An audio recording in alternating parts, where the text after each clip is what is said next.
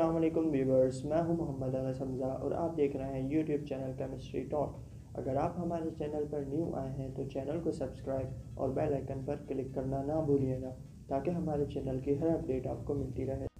Last video में हमने discuss किया था कोवलेंट बॉन्डिंग के हवाले से।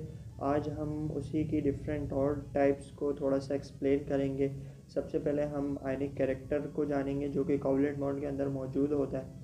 फिर उसके बाद हम नॉन पोलर कोवलेंट बॉन्ड को डिस्कस करेंगे। देन हम पोलर कोवलेंट बॉन्ड को पढ़ेंगे और लास्ट में हम इलेक्ट्रोवैलेंट बॉन्ड को पढ़ेंगे। तो चलें शुरू करते हैं।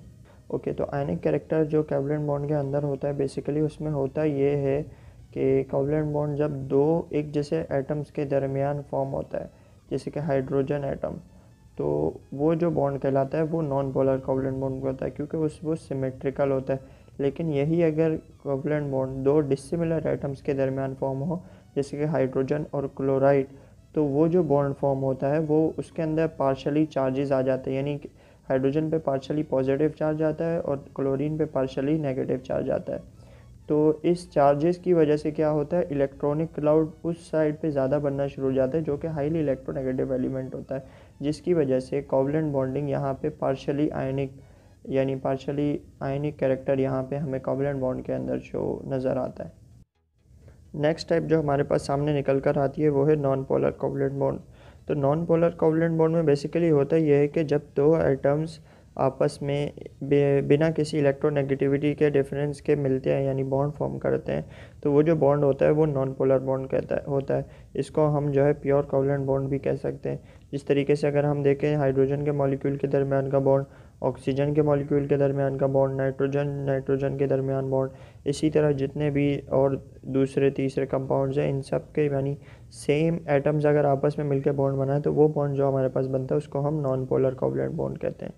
नॉन पोलर कोवलेंट बॉन्ड के बाद अगली टाइप जो हमारे पास सामने निकल कर आ रही है वो है पोलर कोवलेंट बॉन्ड।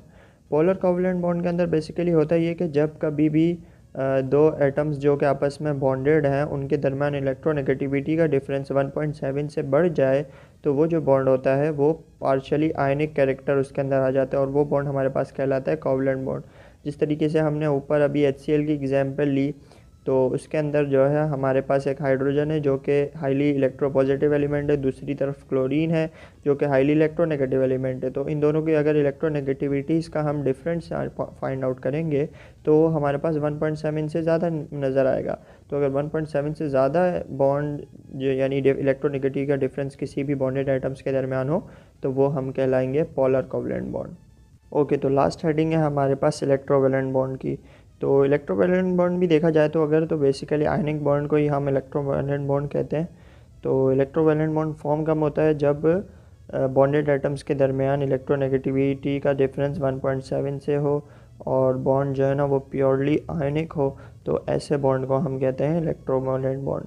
तो जैसे हमारा सोडियम क्लोराइड का केस है जहाँ पे सोडियम को जो है एक इलेक्ट्रॉन लूज़ करता है वो और क्लोरीन को अपना एक इलेक्ट्रॉन डोनेट करता है। और अगर हम उन दोनों के दरमियान इलेक्ट्रोनेगेटिविटी का डिफरेंस देखें तो वो भी 2.1 है जो कि 1.7 से ज़्यादा है। इसी वजह से हम उसे इलेक्ट्रोवैलेंट बॉन्ड कहते हैं। यानी किसी भी दो एटम्स के दरमियान अगर जो बॉन्ड फॉर्म होगा वो प्योर आयनिक हो और उनके दरमियान इलेक्ट्रोनेगेटिविटी का डिफरेंस जो है वो 1.7 से ज़्यादा हो, तो ऐसे बॉन्ड को हम कहेंगे इलेक्ट्रोवैलेंट बॉन्ड।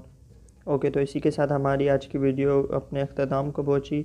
अगर आपका कोई भी सवाल हो, कोई कन्फ्यूजन हो या कोई आपको टॉपिक समझ में ना हो तो आप कमेंट सेक्शन में कमेंट करके पूछ सकते हैं। अगर आपको वीडियो अच्छी लगी तो शेयर करना ना भूलिएगा। मिलते हैं अब आपसे अपनी नेक्स्ट वीडियो में, तब तक अपना ख्याल रखिएगा।